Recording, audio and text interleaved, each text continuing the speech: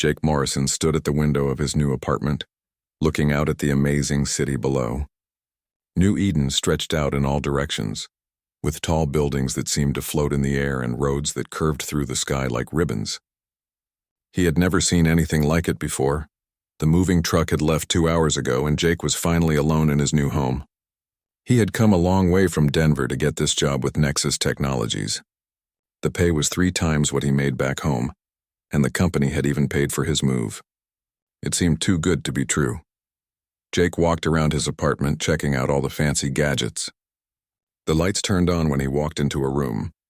The windows could change from clear to dark with just a touch. Even the refrigerator could order food for him. Everything was controlled by computers and artificial intelligence. He pressed his hand against the window and watched the city move below him. Cars flew through the air between the buildings. People walked on moving sidewalks that carried them from one floating platform to another. Gardens hung in the air, full of green plants and colorful flowers that should not be able to grow so high up. The doorbell made a soft chiming sound. Jake opened the door to find a woman about his age standing in the hallway. She had long dark hair and pale skin. Her eyes were an unusual light blue color that seemed to glow a little in the hallway lights. "Hi," she said with a smile. "I'm Lisa Wells. I live next door. I wanted to welcome you to the building." "Thanks," Jake said, shaking her hand. Her skin was very cold, but he figured the air conditioning was probably too high. "I'm Jake Morrison. Just moved in today." "I know," Lisa said. "Word travels fast around here." "Are you working for Nexus Technologies?" "Yeah, I'm a systems engineer. I'll be working on the city's power grid and computer networks." Lisa's smile got a little bigger. "That sounds interesting. You'll get to see how this whole place really works." Jake nodded. "I'm excited about it. This city is incredible. I've never seen technology like this before." "It's definitely unique," Lisa said. "Well, I should let you get settled. If you need anything, just knock on my door. I'm usually up pretty late." After Lisa left, Jake went back to unpacking. He found it strange that she mentioned being up late. It was only 6 in the evening. Maybe she worked night shifts.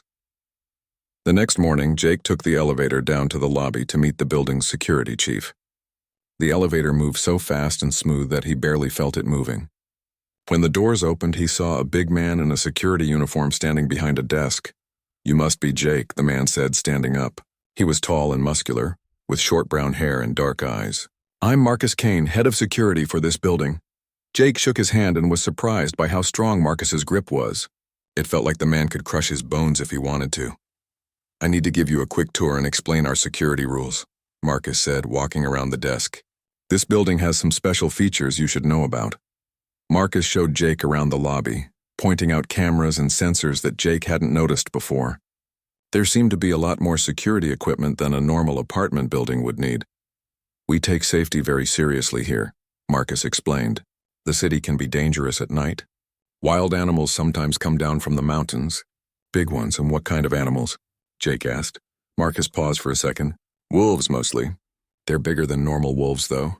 Much bigger. That's why we have the special lights and fences around the building." Jake looked around and noticed that all the lights outside had a blue-white color that was different from normal street lights. The fence around the building was also much higher than it needed to be for keeping out regular people.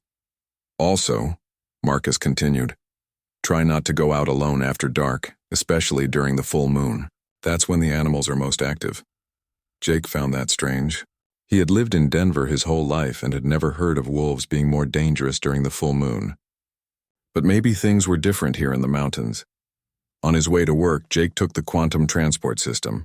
It was like a subway, but the trains moved through tubes that bent space and time somehow.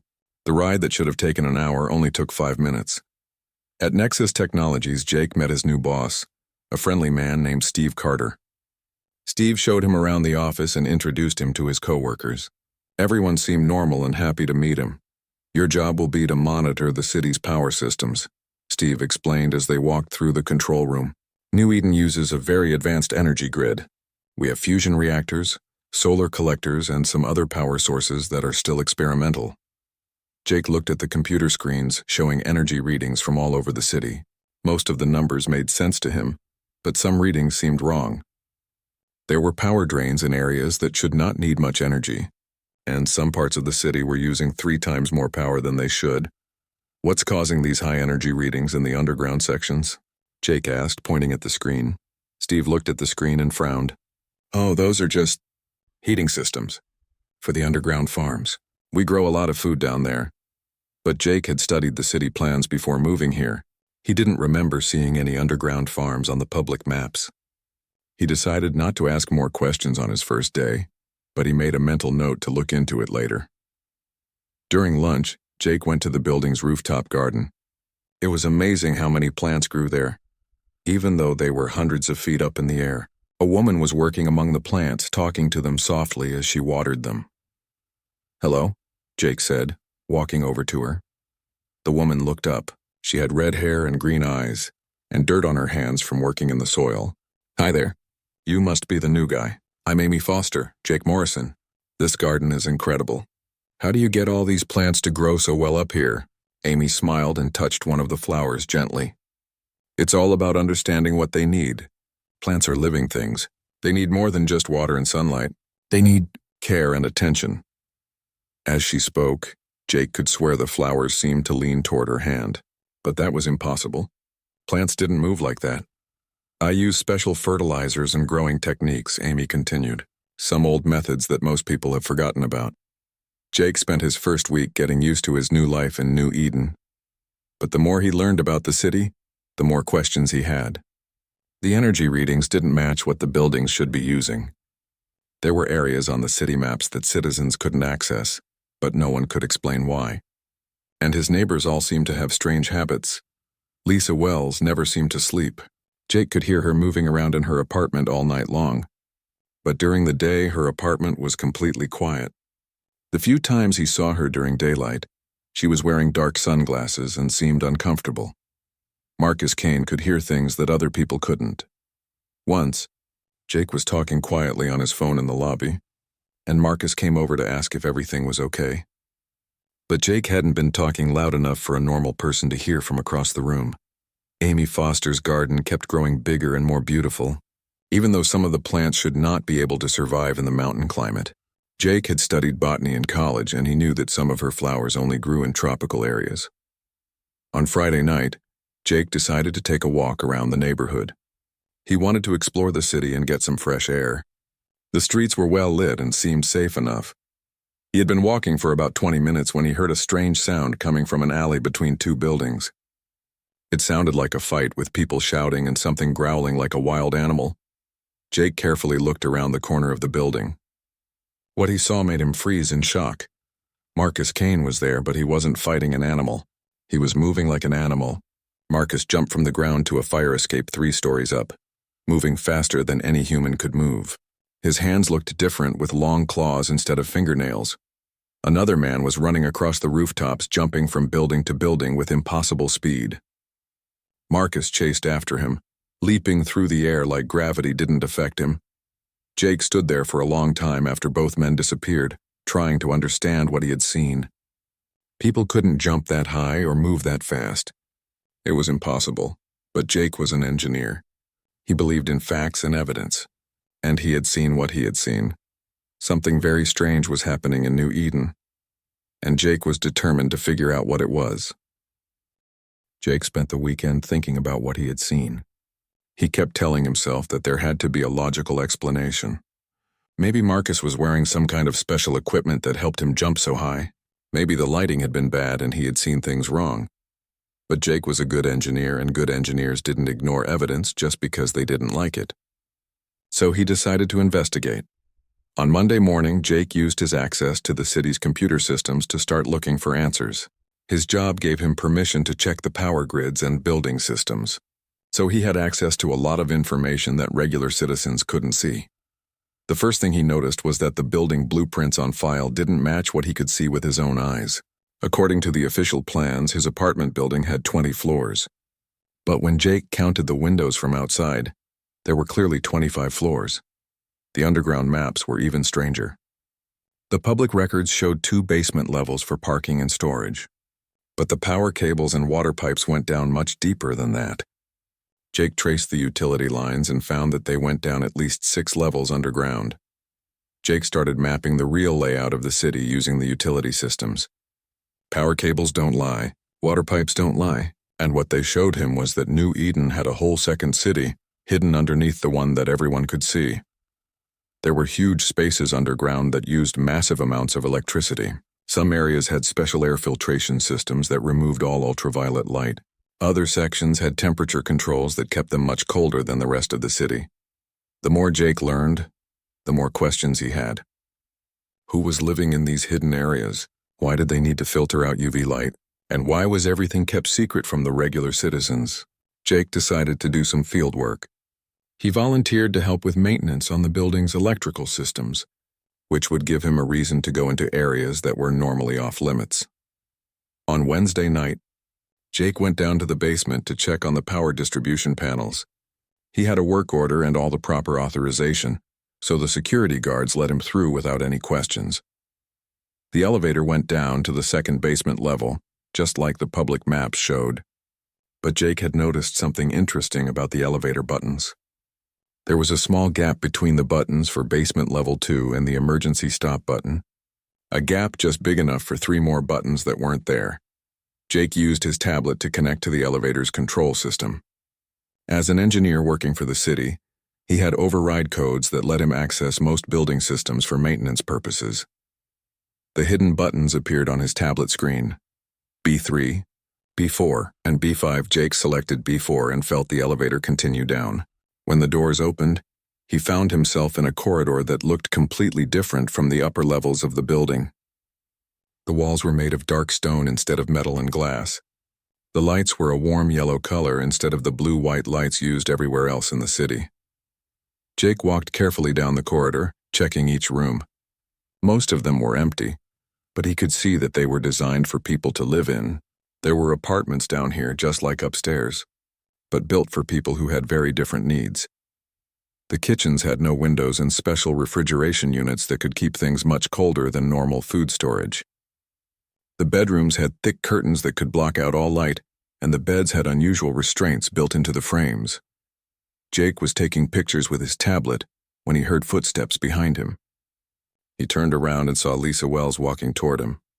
She was not wearing her usual sunglasses, and her light blue eyes seemed to glow in the dim hallway light. "Hello, Jake," she said quietly. "I was wondering when you would find your way down here." "Lisa? What are you doing down here? How did you even know I was here?" Lisa smiled, and Jake noticed that her teeth looked different than they had before. Her canine teeth were longer and sharper, almost like fangs.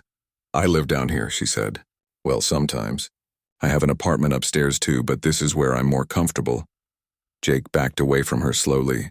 "Lisa, your teeth—" "I know how they look," she said, still smiling. "I'm not going to hurt you, Jake, but I think it's time you learned the truth about New Eden." Lisa walked over to one of the apartment doors and opened it. "Come inside. We need to talk." Jake didn't want to go into the apartment with her, but he also knew that he was deep underground in a place where no one knew where he was.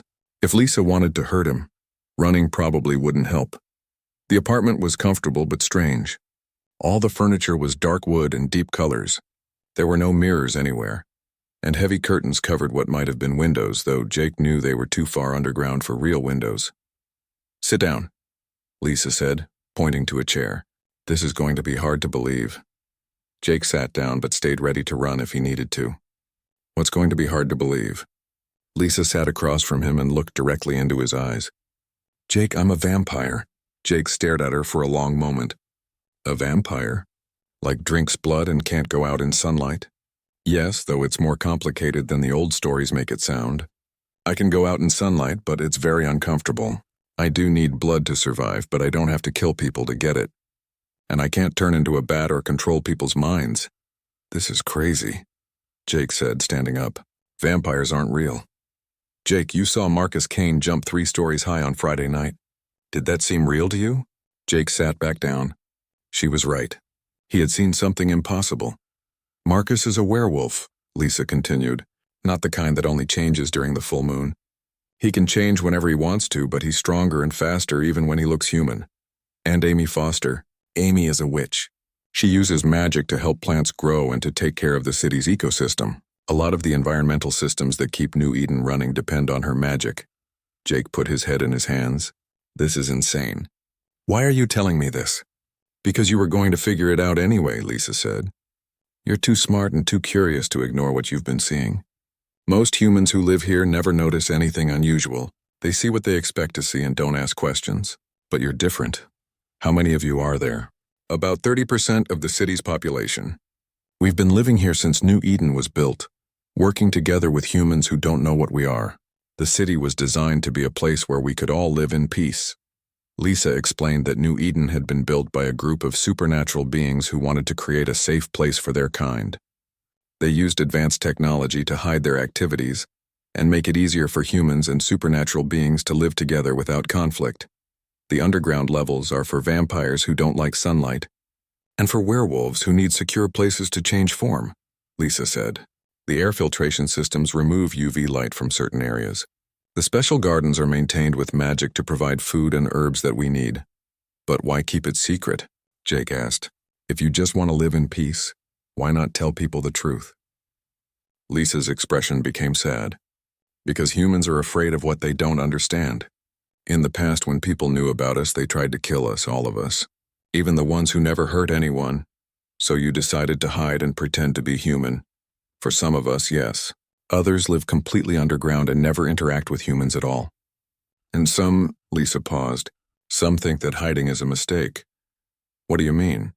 There's a group of vampires led by an old vampire named Victor Sterling. They believe that humans are becoming too advanced and too curious. They think that soon, humans will discover us no matter how careful we are. They want to reveal ourselves first and take control before that happens. Jake felt a chill run down his spine. Take control how? They want to use the city's technology to make humans obedient. There are ways to modify the air and water systems to affect human behavior. Victor's group has been working on a plan to release chemicals that would make humans passive and easy to control. That's horrible. Yes, it is. Most of us don't want that. We just want to live in peace. But Victor is very old and very powerful, and he has convinced a lot of younger vampires that it's the only way to stay safe. Lisa stood up and walked to the covered window. That's why I'm telling you all this, Jake. You've already learned more about our world in 2 weeks than most humans learn in years of living here. Your human curiosity and problem-solving skills make you dangerous to people like Victor. Dangerous how? Because humans are unpredictable. We've lived for centuries, some of us. We think in long terms and stick to plans that work. But humans adapt quickly and find new solutions to problems. Victor doesn't understand that about humans, and it makes him afraid. Jake thought about everything Lisa had told him. What happens now? Are you going to make me forget somehow? Lisa laughed. I can't make you forget anything. That's just in movies. No, Jake, what happens now is up to you. What are my choices? You can try to leave the city, but Victor's people will probably stop you. They can't let you go back to the outside world knowing what you know. You can try to report this to the authorities, but most of the city government is made up of people like us. Or you can help us. Marcus, Amy, and I have been trying to stop Victor's plan, but we need someone who... Jake spent the next 3 days learning everything he could about the hidden world of New Eden. Lisa, Marcus, and Amy took turns teaching him about their abilities, their weaknesses, and how the city's systems really worked. The education was eye-opening. Jake learned that vampires were hurt by UV light and silver, but not by garlic or holy water. Werewolves were vulnerable to silver too, but they were incredibly strong and fast even in human form. Witches could do amazing things with plants and natural forces. But their magic didn't work well around too much technology. Most importantly, Jake learned that Victor Sterling's group had been preparing their plan for months. They had people working in key positions throughout the city's infrastructure. When they were ready, they could release modified chemicals into the air and water systems that would make humans docile and easy to control. The worst part, Marcus explained during one of their meetings, is that they're using our own technology against us. The systems we built to keep humans and supernatural beings safe together are exactly what Victor wants to use to control people. Jake was taking notes on his tablet as they talked. His engineering mind was already working on the problem, breaking it down into smaller parts that he could understand and solve. How long do we have before Victor makes his move? Jake asked. Not long, Amy said. He's been recruiting more vampires to his cause. Some of the younger ones are getting scared because humans keep developing better technology. They're worried that soon humans will be able to detect us easily. Actually, Jake said, looking up from his notes, That might not be as much of a problem as they think. The three supernatural beings looked at him with interest. I've been thinking about this from an engineering perspective, Jake continued. Victor's plan only works if he can control the city's systems without anyone noticing. But I know these systems better than he does, and I can make changes that will protect humans without anyone realizing what I'm doing. Jake opened his tablet and showed them some diagrams he had been working on. Look, the air filtration system that removes UV light for vampires. I can modify it to also filter out any chemicals that Victor tries to release. I'll just tell people it's an upgrade for better air quality. Lisa leaned forward to look at the screen. That's clever, but what about the water systems? Same principle. I can install additional filtration and purification systems and call them efficiency improvements. Most people don't pay attention to infrastructure upgrades as long as their water still comes out of the tap. Marcus smiled. I like the way you think. But what about detection? Victor's people can probably sense what you're doing if you're not careful. Jake had thought about that too. That's where human unpredictability comes in. You guys think in patterns that go back centuries. You have traditional ways of doing things. But I can change tactics quickly and try new approaches that Victor won't expect. Over the next week, Jake began implementing his plans. He used his position at Nexus Technologies to make routine upgrades to various systems throughout the city. Each upgrade included hidden features that would protect humans from supernatural manipulation. Jake installed UV-enhanced lighting in key areas, disguised as energy-efficient LED upgrades. The enhanced UV light would make it uncomfortable for vampires to stay in those areas for long periods. He added silver nanoparticles to the air filtration systems in important buildings, claiming they were antimicrobial improvements. The silver would affect werewolves' sensitive senses and make it harder for them to track people. Most cleverly, Jake designed electromagnetic field generators that would interfere with magical workings. He disguised them as wireless signal boosters and installed them throughout the city's communication network. The beauty of this approach, Jake explained to his supernatural allies, is that it uses technology that already exists. I'm not inventing anything impossible. I'm just combining existing systems in ways that most people wouldn't think of. Amy was particularly impressed with the electromagnetic field generators. I never realized that technology could interfere with magic in that way. We've always treated them as separate things. That's because you've been thinking about them as separate things, Jake said.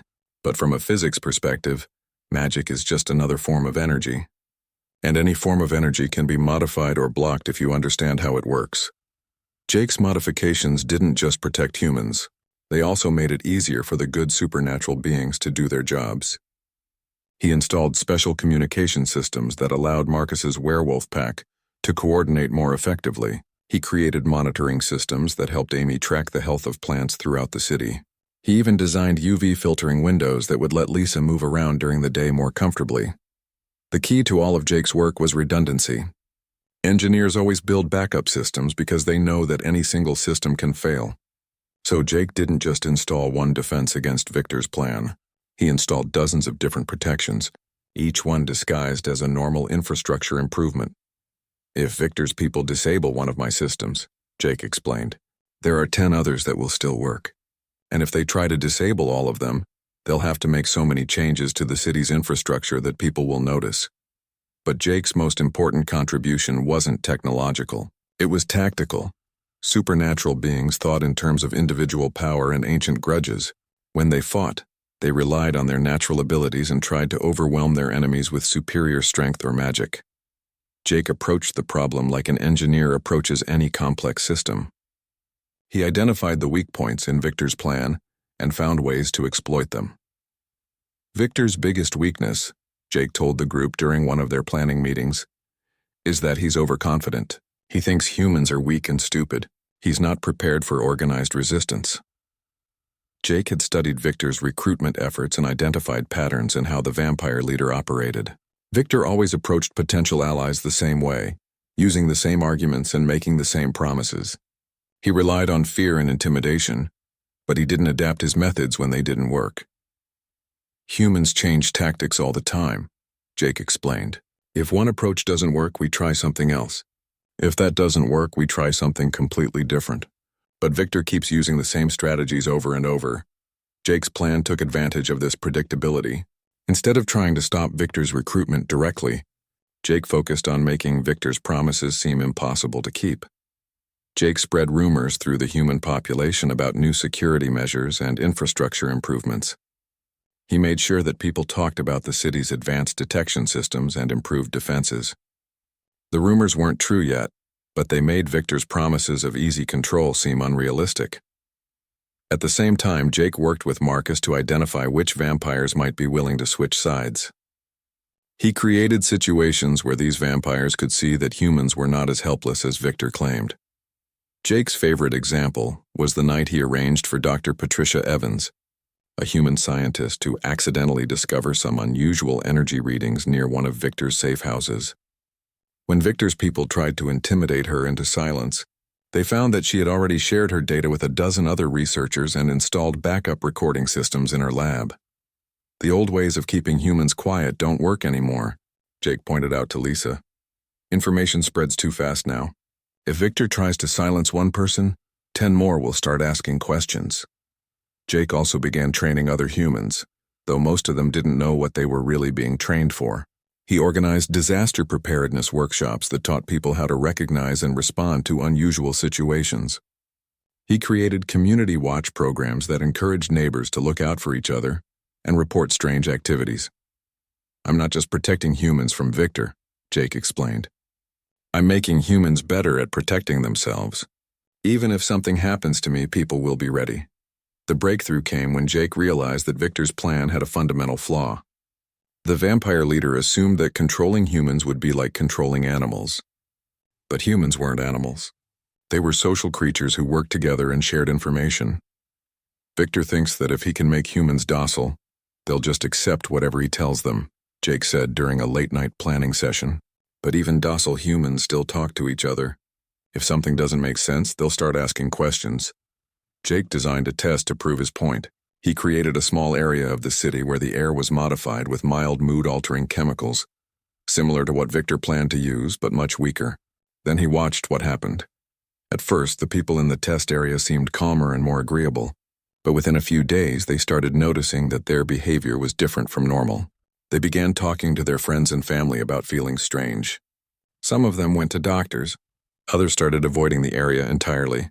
Humans adapt, Jake told his allies proudly. Even when you try to control them, they find ways to resist. It's not because they're naturally rebellious. It's because they're naturally curious and social. Jake's modifications and plans were working, but he knew that Victor would eventually figure out what was happening. The vampire leader was old and cunning.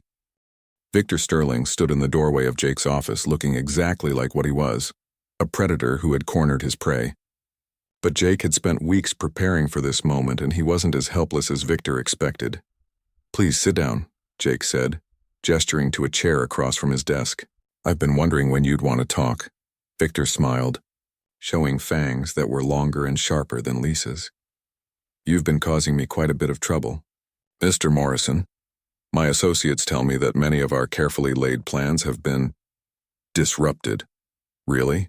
Jake said, acting surprised. "I've just been doing my job. Upgrading the city's infrastructure, improving efficiency. Standard engineering work." "Standard engineering work doesn't include silver nanoparticles and air filtration systems," Victor said, his smile becoming less friendly. "Or electromagnetic field generators disguised as signal boosters." Jake shrugged. "I like to try new approaches. Humans are good at innovation." "Yes," Victor said, settling into the chair. "That's exactly the problem. Humans are too innovative, too curious, too unpredictable. That's why they need to be properly managed." "And you think you're the one to manage them?" Victor's eyes glowed slightly in the office lighting. "I've been alive for over 800 years, Mr. Morrison. I've seen empires rise and fall. I've watched humans create wonders and horrors in equal measure. They need guidance from those who understand the long view of history." Jake leaned back in his chair, trying to look casual while his heart pounded in his chest. "The long view, huh? Tell me, in those 800 years, how many times have you seen someone try to control a population through force and intimidation? How did that usually work out?" Victor frowned. "This is different. We're not talking about armies or politics. We're talking about subtle influence, making humans happy and content while we guide their development. Like putting mood-altering chemicals in their air and water? If necessary, yes." Jake nodded and touched his tablet screen. Immediately, the office windows darkened and the lights changed to a brighter, more blue-white color. Victor winced and moved his chair back from the desk. UV enhancement, Jake explained. One of those infrastructure improvements I've been working on. Sorry, is that uncomfortable? Victor's expression became dangerous. Clever. But you're still just one human, and I have dozens of allies throughout this city. Actually, Jake said, that's where you're wrong about a couple of things. Jake touched his tablet again, and the wall screen came to life, showing a map of New Eden. Red dots appeared in various locations throughout the city. These are your safe houses and meeting places, Jake said. And these, he added as blue dots appeared, are the locations where I've installed monitoring equipment over the past 2 weeks. Victor stared at the screen. Nearly every red dot had blue dots surrounding it. How did you? Victor began. I told you humans are innovative. You've been thinking about this like a supernatural creature. You found secure locations and stuck with them. But I think like an engineer. I analyzed traffic patterns, energy usage, and communication data. Your people might be supernatural, but they still need electricity and internet access. Jake touched the screen again, and audio began playing from hidden microphones. Victor could hear his own voice from a meeting 2 days earlier, discussing final preparations for the chemical release. You've been listening to everything, Victor said, his voice becoming cold and angry. Everything, Jake confirmed. And not just me. Remember how I mentioned that humans are social creatures? They like to share information. The screen changed to show a network diagram with hundreds of connections spreading out from Jake's computer to other systems throughout the city. Every conversation you've had, every plan you've made, every order you've given has been recorded and shared with people you don't even know exist. Human researchers, city officials, federal investigators. If something happens to me, they already know what to do. Victor stood up quickly, his fangs extending and his eyes glowing brighter. You think you're very clever, don't you? But you're forgetting something important. All your technology, all your preparations, all your human allies. None of that matters if you're dead. Jake smiled. You're right.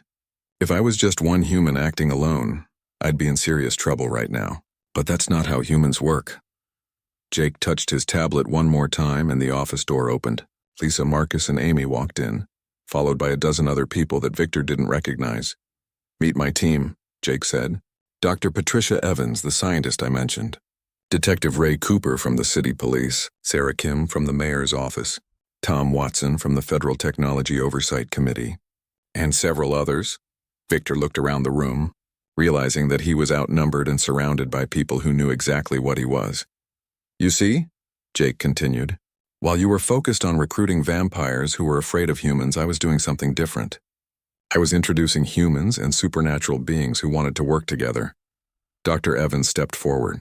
Mr. Sterling, I've been studying the technology that keeps your community hidden. It's fascinating work. But using it to control people against their will?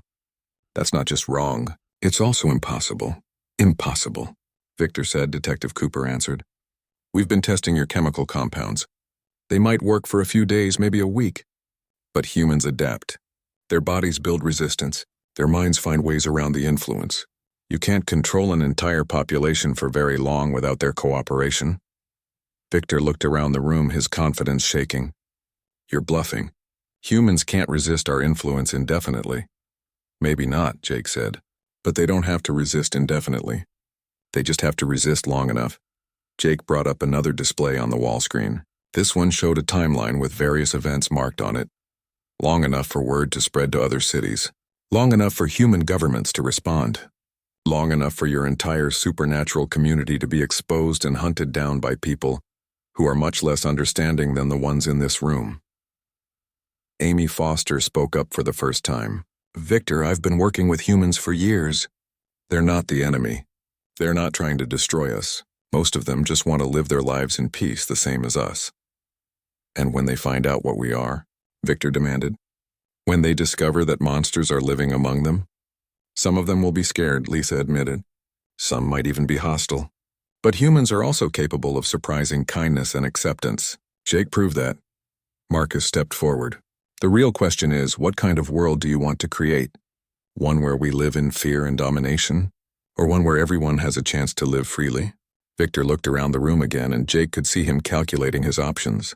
The vampire was old and experienced. But he was also outnumbered and trapped in a room full of people who had been planning for this confrontation. "You think you've won?" Victor said finally.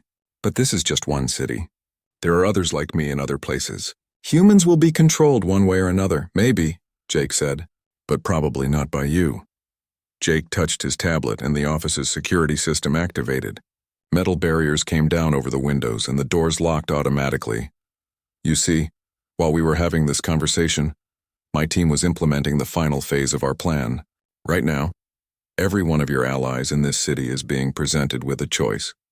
Work with us to build a better community, or leave New Eden permanently." The wall screen showed video feeds from locations throughout the city. In each one, vampires who had been working with Victor were being approached by mixed teams of humans and supernatural beings. Some were surrendering peacefully. Others were trying to run, but they were being tracked by systems that Jake had spent weeks perfecting. "How?" Victor whispered. "Teamwork," Jake said simply. "Humans are really good at coordinating complex operations. We've had practice with things like disaster response, military campaigns, and large construction projects. Once I understood how your people operated, organizing a response was just another engineering problem." Detective Cooper stepped forward with handcuffs that gleamed silver in the office lights. "Victor Sterling, you're under arrest for conspiracy to commit assault on a civilian population, among other charges." "You can't arrest me," Victor said. "I'm not human." "Your laws don't apply to me." "Actually," Sarah Kim from the mayor's office said, "they do. The city charter includes provisions for non-human residents. We've had those laws for decades, even though most people didn't know why. Tonight we're using them for the first time." As Detective Cooper approached with the handcuffs, Victor made one last desperate move. He lunged toward Jake, moving with the supernatural speed that vampires were known for. But Jake had been expecting this. He rolled sideways out of his chair and hit a button on his desk. The room filled with bright UV light from hidden panels in the ceiling. Victor screamed and fell to the floor, covering his face with his hands. The UV light wasn't strong enough to seriously hurt him, but it was painful and disorienting. Marcus was there in an instant, using his werewolf strength to hold Victor down while Detective Cooper applied the silver handcuffs. "It's over," Jake said, standing up and adjusting his shirt. "Your plan failed. Your allies are captured or convinced to switch sides, and New Eden is safe. Victor." 6 months after Victor Sterling's arrest, Jake stood in the same office where the confrontation had taken place, but everything was different now. The room had been converted into a conference center where humans and supernatural beings met regularly to coordinate city operations. Today's meeting included the usual group: Lisa Wells representing the vampire community, Marcus Kane speaking for the werewolf packs, and Amy Foster coordinating with the witch covens. But there were also new faces that would have been impossible to imagine when Jake first arrived in New Eden. Dr. Patricia Evans had become the head of the Human Supernatural Integration Research Department. Detective Ray Cooper now led a joint security force that included both human officers and supernatural beings. Sarah Kim had been promoted to deputy mayor for community relations, specifically focused on managing the growing cooperation between the two populations. "The monthly reports are looking good," Sarah said, reviewing data on her tablet. "Crime is down 15% since we started the joint patrols. Emergency response times have improved by 30%, thanks to the werewolf rapid response teams. And the city's environmental ratings are the best they've ever been." Amy smiled. "The magical ecosystem management is working better than I hoped. When we combine traditional magic with human environmental science, we can do things that neither approach could accomplish alone." Jake looked around the table at the people who had become his friends and colleagues. "What about the integration program? How many humans know the truth now?" Lisa consulted her notes. "We're up to about 5% of the human population. We've been very careful about selection, just like you suggested. People who are naturally open-minded, who have experience with diversity, who work in fields where they're used to learning new things." The integration program had been Jake's idea. Instead of keeping the supernatural community completely secret or revealing everything at once, they had developed a gradual process for bringing humans into the larger community. It started with careful observation.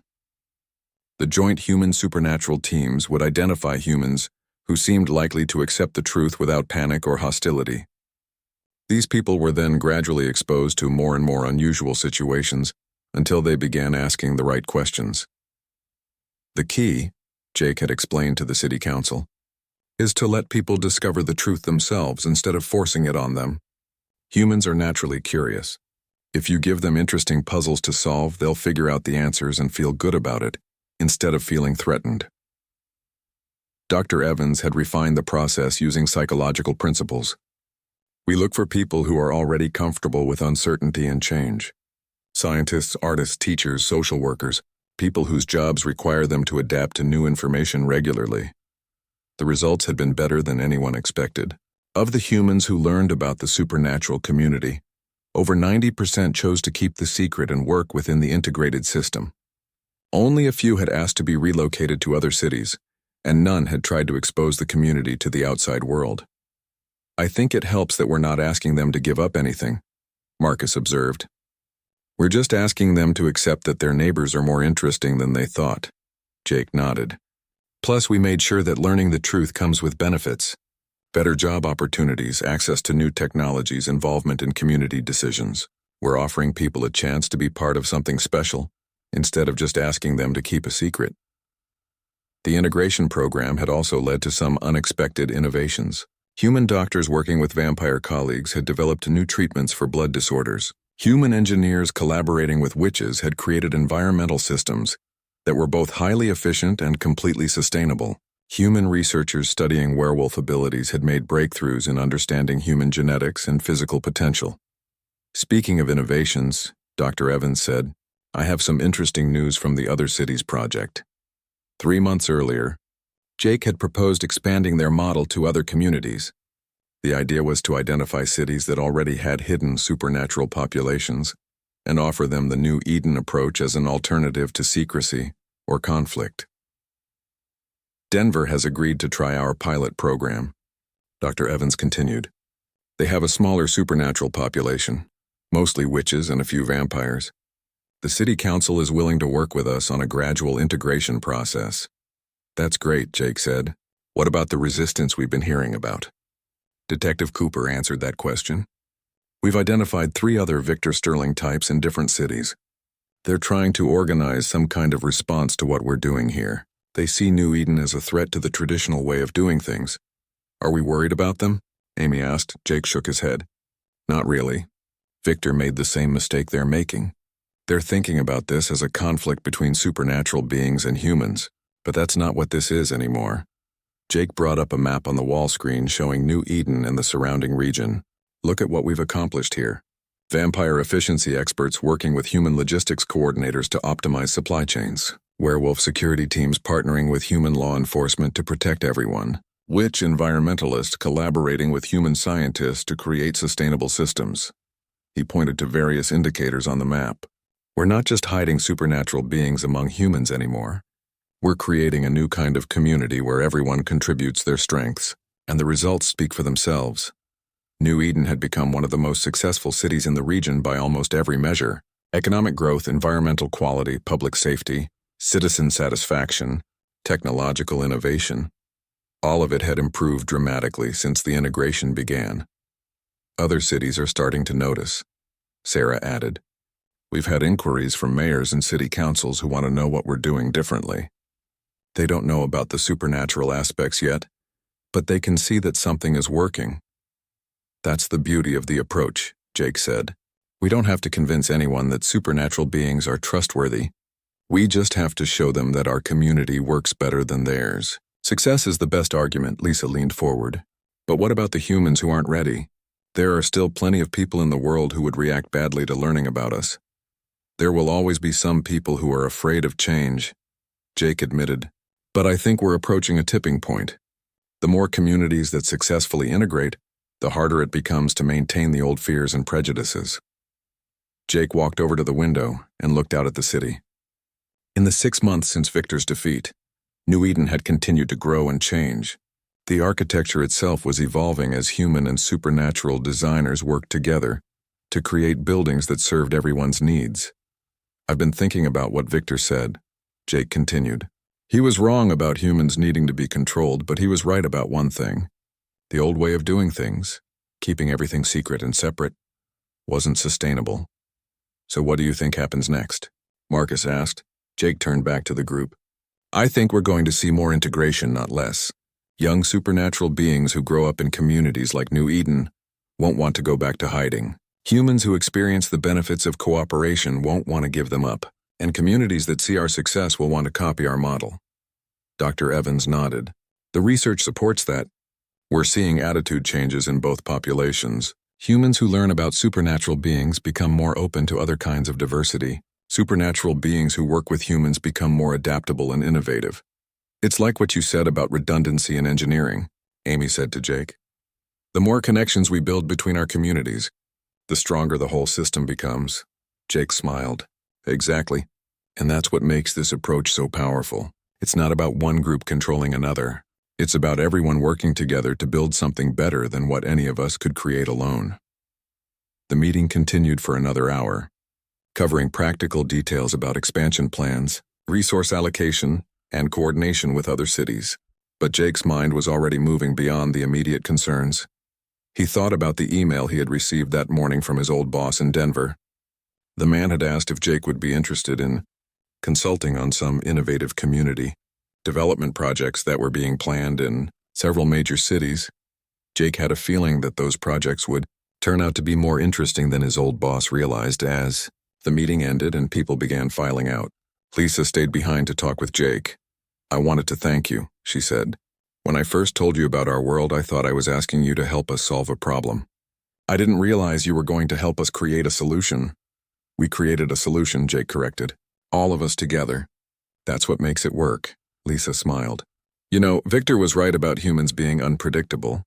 6 months ago, if someone had told me that a human engineer would end up revolutionizing supernatural society, I would have thought they were crazy. Maybe, Jake said, but you would have been wrong.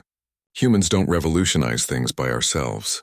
We revolutionize things by working with other people and finding ways to make everyone's lives better. Jake looked out the